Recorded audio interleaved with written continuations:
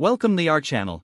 To disable background data for privacy on your Android device, start by unlocking your phone. Open the Settings app. Scroll down and tap on Network and Internet.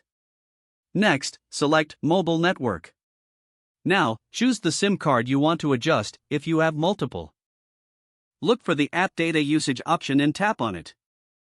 Here, you'll see a list of apps that are using mobile data.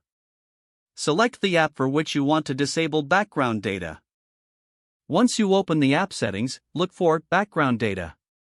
Toggle the switch to turn off background data for this app. Now, repeat this process for any other apps you want to restrict. To further enhance your privacy, go back to Network and Internet. Tap on Data Saver and enable it. This will limit background data usage for all apps overall.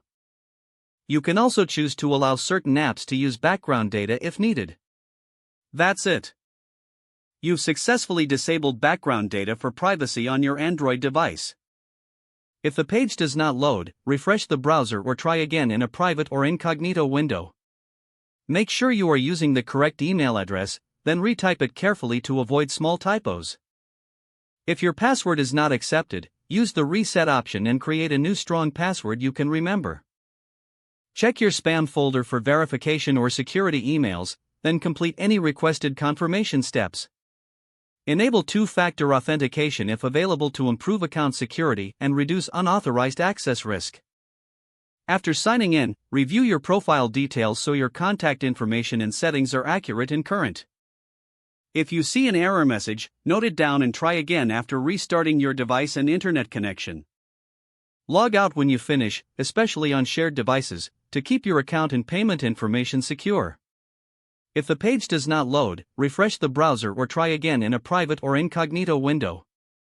Make sure you are using the correct email address, then retype it carefully to avoid small typos. If your password is not accepted, use the reset option and create a new strong password you can remember. Check your spam folder for verification or security emails, then complete any requested confirmation steps.